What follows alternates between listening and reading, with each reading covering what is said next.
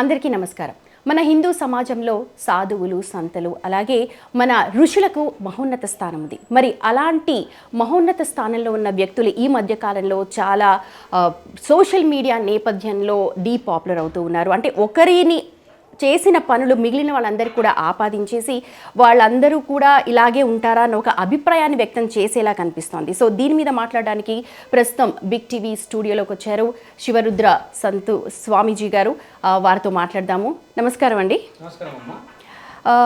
ఇప్పుడు నేను చెప్పినట్టుగా మన హిందూ సమాజంలో ఋషులు కావచ్చు, మునులు కావచ్చు, వాళ్ళందరికీ కూడా ఒక గొప్ప స్థానం ఉంది. అండ్ వాళ్ళందరినీ చూడగానే మనకు ఒకలాంటి పాజిటివ్ వైబ్, చేతులెత్తి దండం పెడతాం, మన సంస్కృతి సాంప్రదాయాలు ముందుకు తీసుకెళ్తున్న వాళ్ళే. కానీ ఈ మధ్య కాలంలో ఏదైతే అఘోరీలు కావచ్చు, వీళ్ళందరివి చాలా విరివిగా మనం సోషల్ మీడియా వచ్చాక చూస్తూ ఉన్నాం. ఎలా చూడాలి ఇవన్నీ కూడా, మీరేం చెప్తారు? అంటే మీరు అడిగిన విషయాలమ్మా, సాధువులు సంతులు అని అంటే ఏంటంటమ్మా, అనుభవజ్ఞుల్ని సంతులు అంటారు. అంటే మనం ఎక్కువ ఈ మరాఠా ఈ నార్త్ సైడ్ వినబడేవాడు.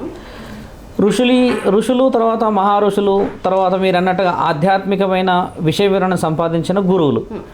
అంటే గురు సంపాదన, గురువు యొక్క ఆధిపత్యం ఎవరు చూపించగలుగుతారు, వారు ఏ విధమైన వివరణ ఇవ్వగలుగుతారు సమాజంకి అనే విషయం అమ్మ ఈ మధ్య కాలంలో భ్రష్టు పట్టింది.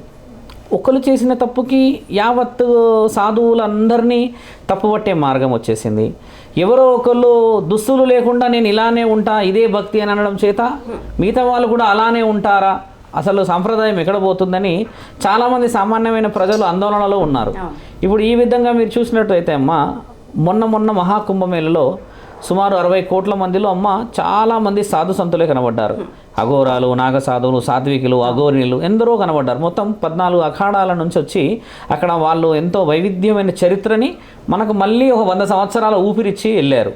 అంటే ఇందులో తెలుసుకోవాల్సింది ఏంటంటమ్మా, ఇంకా దైవం బతుకున్నాడని అర్థం, ఇందులో న్యాయము బతికే ఉందని అర్థం. కానీ అందులోనే చూడండి, కొంతమంది బయటకు వచ్చేసి మేమే పెద్ద గురువులము, మా మీదకి దేవుడే వచ్చేస్తాడు, ఇక మేము ఏదో చేసేస్తామని చెప్పినప్పుడు ఏమైందంటమ్మా, ఇంత ముందుకు వెళ్ళిన ఈ సమాజంలో దైవాన్ని కూడా మనము అపనమ్మకం చేసే పరిస్థితే కనబడుతుంది. ఇప్పుడు కొంతమంది బయటకు వచ్చారు, వాళ్ళు ఎందుకు వచ్చారు అన్న అర్థం చెప్పాలంటే, నేను లోక కళ్యాణానికి వచ్చాము. లోక కళ్యాణం నువ్వు ఏం చేసావు అసలు? ఇప్పుడు మీరు అన్నట్టుగా ఇప్పుడు మనం మాట్లాడేది అఘోరి, లేటెస్ట్ గా హల్చల్ జరుపుతున్న అఘోరి గురించి. అఘోరా ఎలా విశ్లేషించాలి ముందుగా చెప్పండి. ఇప్పుడు ఒక అఘోరి అని అంటేనేమో ఆడవాళ్ళు, అఘోరా అంటేనేమో పురుషుడు తల్లి. ఇప్పుడు ఒక అఘోరా కానీ ఒక అఘోరి కానీ అమ్మ 12 సంవత్సరాల కఠోరమైన శిక్షలు, భిక్షాటన నుంచి మొదలుపెట్టి వారు నలుపు రంగు దుస్తులను ధరించే క్రియా ప్రక్రియనే అఘోరాకి లక్షణం. ఈ అఘోరీలు ఏం చేస్తారంటమ్మా, 7-8 ముడులు ఉన్న దుస్తులు, నలుపుతో ఉన్నది కానీ రంగు ఎరుపుదైనా సరే పెట్టేసి వాళ్ళు క్షేత్రపాలకులై ఉండాలి. ఇక్కడ ముఖ్యమైన నిబంధన ఏంటంటమ్మా, ఒక క్షేత్రం దాటి రాకూడదు. మన దగ్గర ముఖ్యమైన క్షేత్రాలు ఏమున్నాయంటే తల్లి, 12 జ్యోతిర్లింగాలు, అంటే ద్వాదశ జ్యోతిర్లింగాలు, తర్వాత అష్టాదశ శక్తిపీఠాలు. ఈ 12 మరియు 18 దాటి రాకూడదు. ఉదాహరణకి అమ్మ, వీళ్ళు హిమాలయాల్లో, కాశీలో కానీ పెద్ద ప్రాంతాల్లోనే ఉండడానికి గల ముఖ్యమైన కారణం ఏంటంటే, వీళ్ళు సరిహద్దు రక్షకులు. ఒకప్పుడు దేశం ఇలా లేదు, క్షేత్రపాలకుల్లాగా. ఎందుకంటే ఒకప్పుడు దేశము మన ఇండియా మ్యాప్ ఇలా లేదు కదా, మొత్తం ప్రపంచం మొత్తం ఒక పటం. దాంట్లో నుంచి ఎవరైనా ఎక్కడి నుంచైనా ఏ విధంగానైనా చొరబడి రావచ్చు. వాస్కోడి గామా శ్రీలంక మార్గంలో నీళ్ళ ద్వారా వచ్చాడు. ఇట్లా మార్గాలు రావడం వల్ల ఇక్కడమ్మ ఆస్తులు అంతస్తులు ఎత్తుకుపోయేవాళ్ళు చాలా. మన గోపురాలు, గుడులు, ఆ విగ్రహాలు ఎత్తుకుపోయిన తర్వాత ఆడవాళ్ళని కూడా ఎత్తుకుపోయేవాళ్ళు. మన భారతదేశంలో ముఖ్యంగా వాళ్ళని రక్షించడానికి వచ్చిన వాళ్ళే ఈ అఘోరాలు, నాగసాధువులు తల్లి. వాళ్ళు ఏం చేస్తారంటే అమ్మ, లోక కళ్యాణం కోసమని వాళ్ళు లోకానికి చాలా చాలా చాలా దూరంగా ఉండడమే ఆ ఎత్తైన ప్రాంతం. ఆ ఎత్తైన ప్రాంతంలో ఉన్న తర్వాత ఏం జరిగిందంటమ్మా, జగద్గురు ఆదిశంకరాచార్యులు వచ్చి ఒకసారి దేశాటన చేస్తూ వచ్చినప్పుడు, మీరు మారణ హోమం, అఘోరాల ముఖ్య లక్షణం ఏంటంటమ్మా, తప్పు జరిగిందంటే తల తీసేయాలి. వాళ్ళు ఫస్ట్ ఇచ్చిన ఆయుధమే త్రిశూలం, తల తీసేయాలి. ఆ తల తీసి ముంగడ పెట్టి ఏమనాలంటే, హరహర మహాదేవ, న్యాయం కోసం ధర్మం కోసమే నీ తల తీసా, అంతకు మించి ఇంకా నాకు నువ్వు అంటే పగ కాదు, ఇంకేమి కాదు అనడమే వాళ్ళ నియమం. ఇప్పుడు చూడండి, చిన్న విషయాలకు కోపాలు, చిన్న విషయాలకి తాపాలు అయిపోయి ఎక్కడెక్కడెక్కడెక్కడో కేసులు కడిగి వెళ్తున్నాం. నియమాలన్నీ పాటించాల్సిన గురు సాధకులు ఇంకా బతికే ఉన్నారు అక్కడ.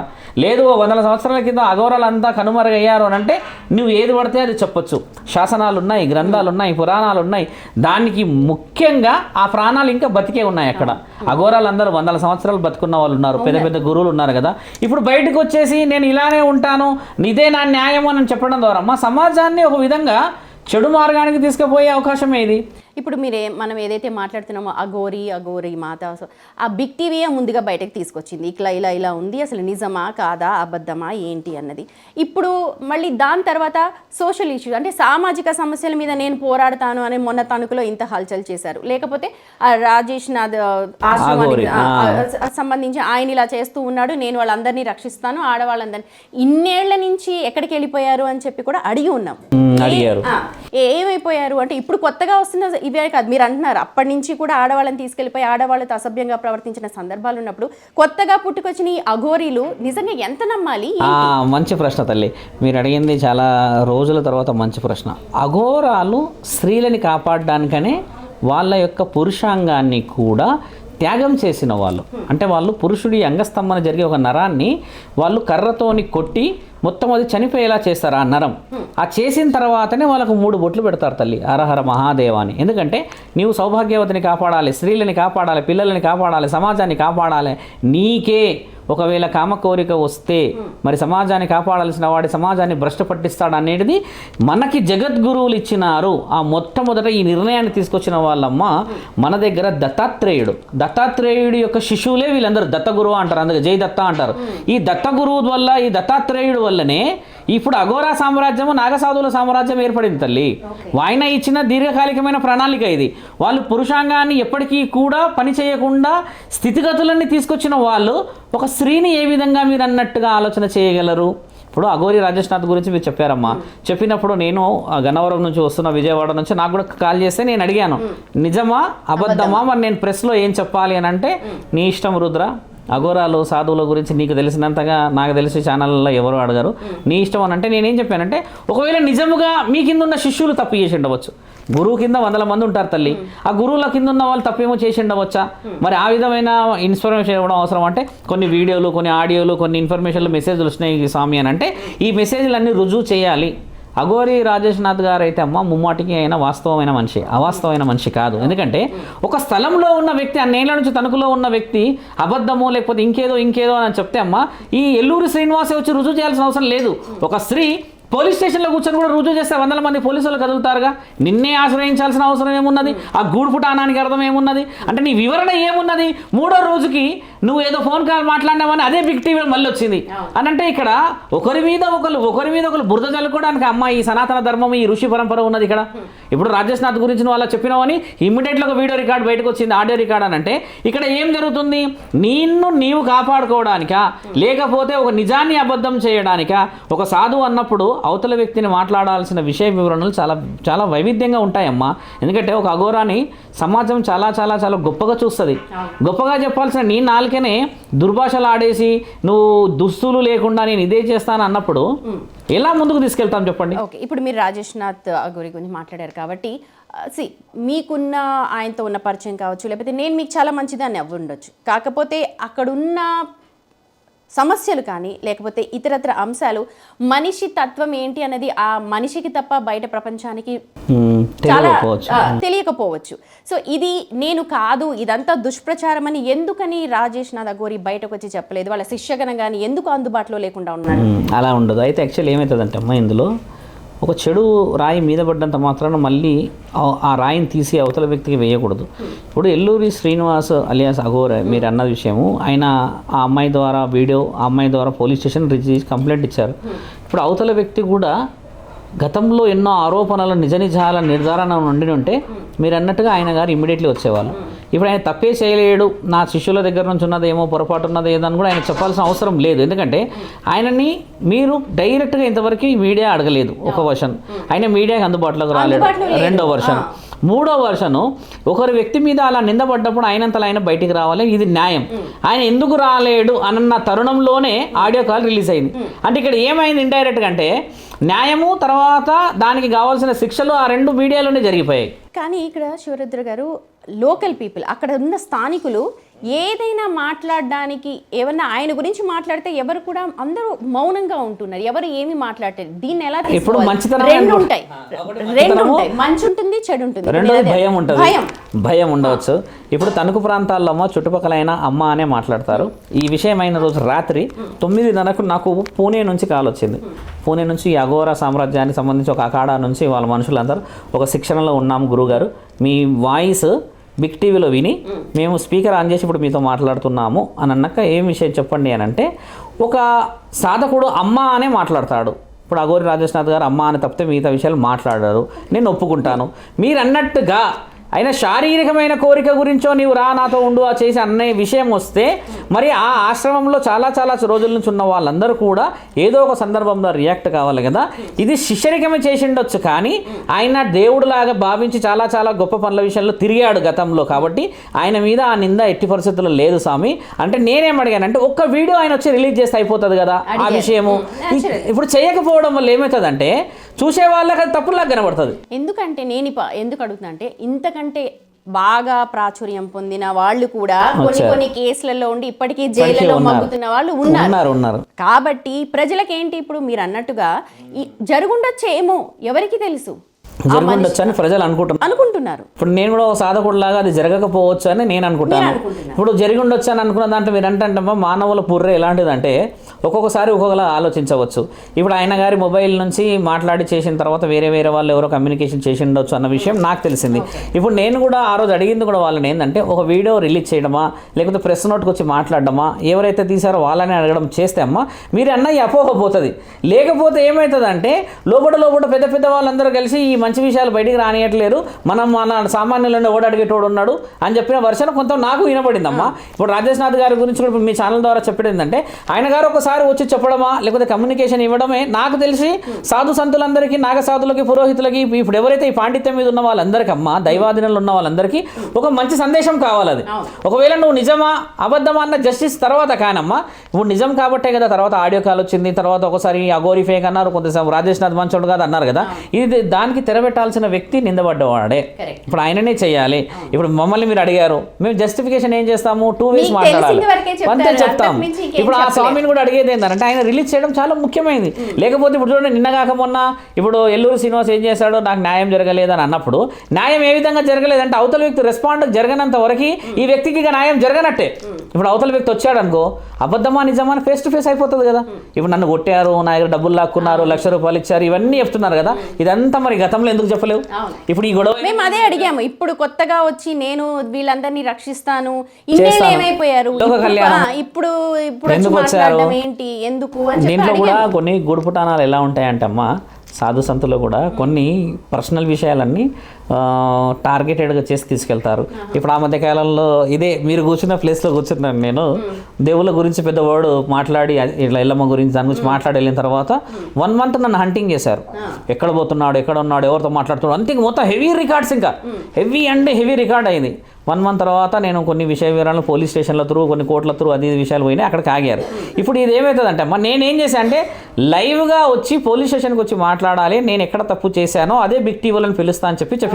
బిగ్ టీవీలో దాంట్లో నువ్వు ఎలా చెప్తావు, నిన్ను ఎవరు మాట్లాడించారని నన్ను అడిగారు. ఎవరు మాట్లాడించేది ఉంది, అక్కడ శాస్త్రం ఉంది, దానికి అర్థం ఉన్నది, దానికి నేను చెప్పగలిగిన అని చెప్పిన. ఇప్పుడు 1 month తర్వాత కూల్ అయిపోయింది. ఇప్పుడు ఈ అమ్మాయి విషయాలు అలా కావు తల్లి, శాస్త్రం కాబట్టి ఆగాల్సి వచ్చింది. కానీ ఈ అమ్మాయి తర్వాత ఇంకో అమ్మాయి వస్తే, ఇంకో అమ్మాయి తర్వాత ఇంకో అమ్మాయి వస్తే ఏమవుతుందంటే అమ్మ, సాధు సంతులందరికీ అవమానం. నేను ఆ విషయానికే రియాక్ట్ అయినా. ఇప్పుడు కాదు మీరు మళ్ళీ పిలిచినా నేను వస్తాను, రియాక్ట్ అవుతా. ఎందుకంటే సమాజం సాధువుల చేత కాపాడబడాలి, లోక కళ్యాణం అని అంటే అమ్మ అది మాటల ద్వారా కాదు.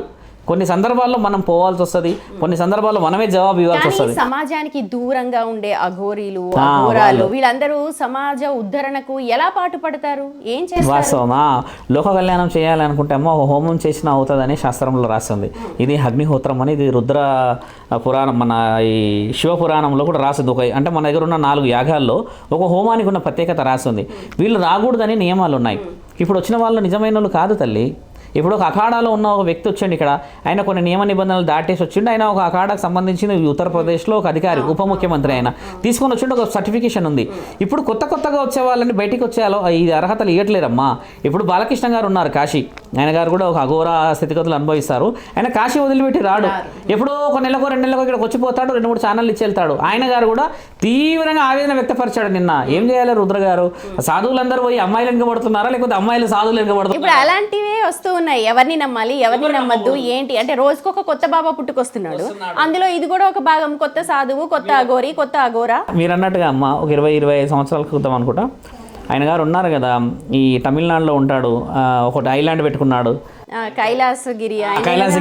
ఆయన మీద కూడా ఒక హీరో నిత్యానంద స్వామి విషయంలో వచ్చింది కూడా ఇది. అక్కడ నుంచి ఆయన డ్రాబ్యాక్ స్టార్ట్ అయింది.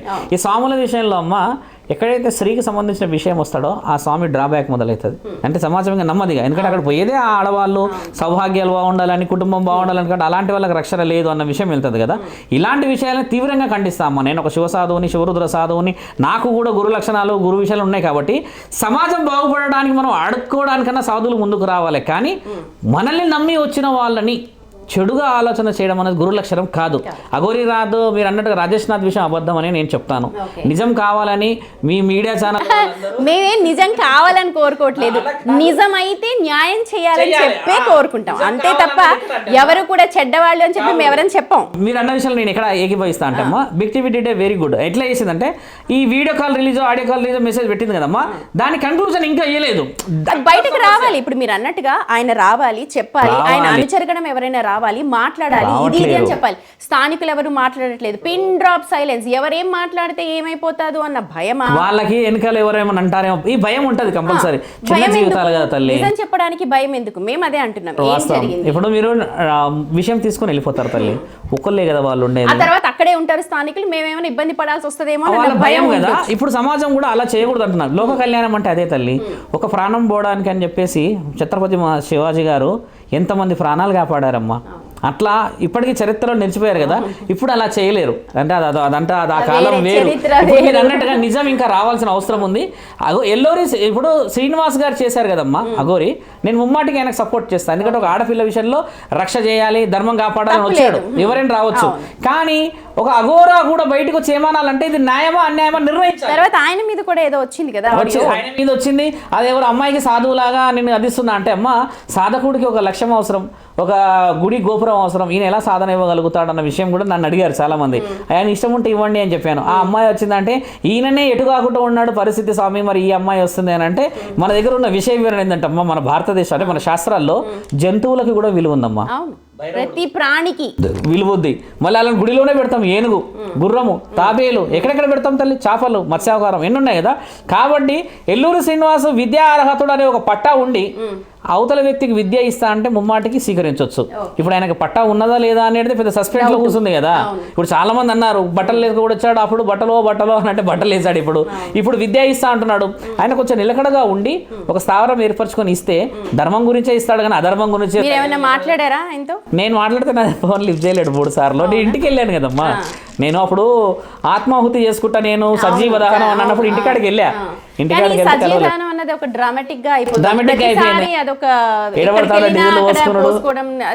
అది ఒకసారి బాగుంటుంది తల్లి, రెండోసారి బాగుంటుంది, మూడోసారి నువ్వు పోసుకున్నా ఎవడు పట్టించుకోడు. ఇప్పుడు చాలా మంది ఏమన్నారు, అది లెమన్ వాటర్ అన్నారు.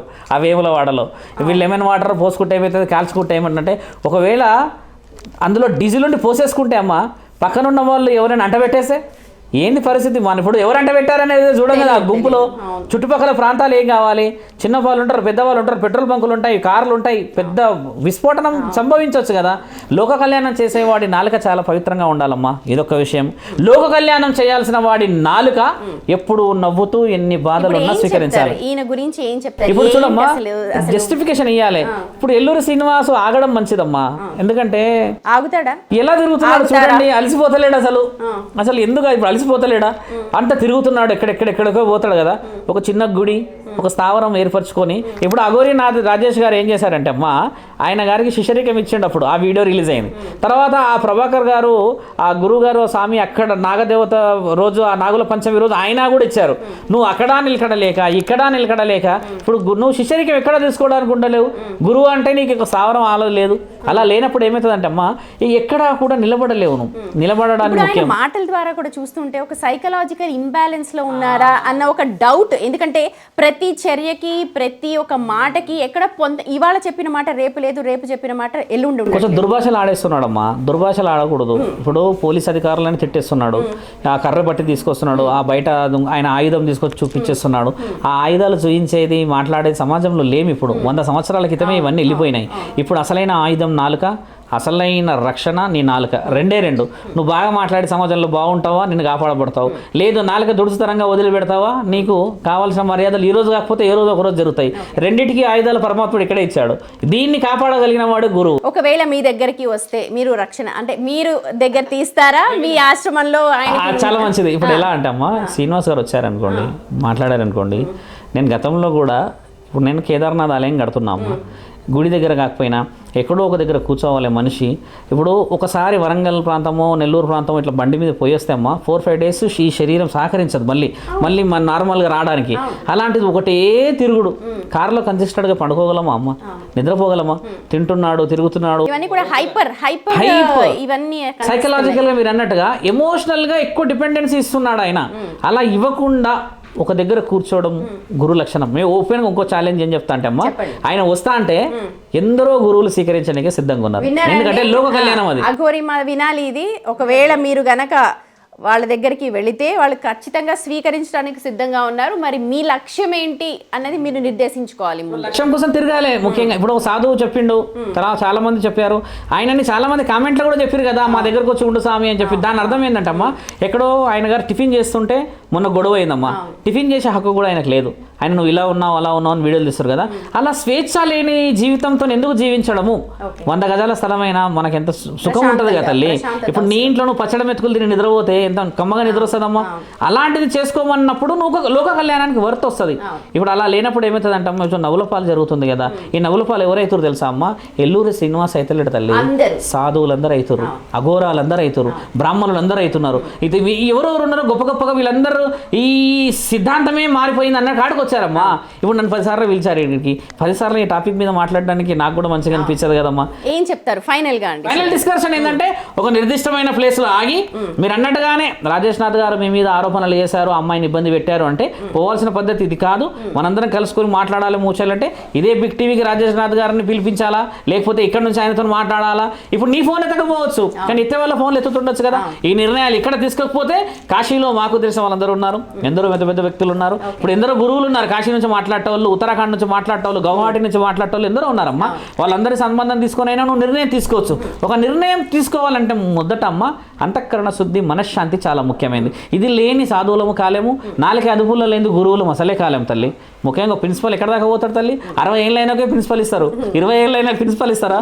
అనుభవం చాలా ముఖ్యం తల్లి. ఇక్కడ అనుభవం లేని సాధన ఎప్పటికైనా ఇబ్బందమే కదా. ఒకవేళ వింటూ ఉంటే కనుక ఇదంతా ఆపేయమంటున్నారు, మిమ్మల్ని స్వీకరించడానికి ఇక్కడ చాలా మంది సాధువులు ఉన్నారు కాబట్టి మీకు ఒక లక్ష్యాన్ని నిర్దేశించుకోండి. మీ మీద ఏదైతే అపవాదులు ఉన్నాయో అవి కూడా వాటి మీద మాట్లాడడానికి మీరు ప్రయత్నం చేయండి. మీకు సంబంధించిన విషయాలు ఏమన్నా ఉంటే స్వీకరించడానికి ఇక్కడ శివరుద్ర స్వామి గారు సిద్ధంగా ఉన్నారు. అలాగే ఆయనతో పాటు ఇంకా చాలా మంది ఉన్నారని చెప్పి ఆయన చెప్తున్నారు. Okay, thank you so much అండి. నమస్కారం అమ్మా. For more videos like this, subscribe Big TV channel.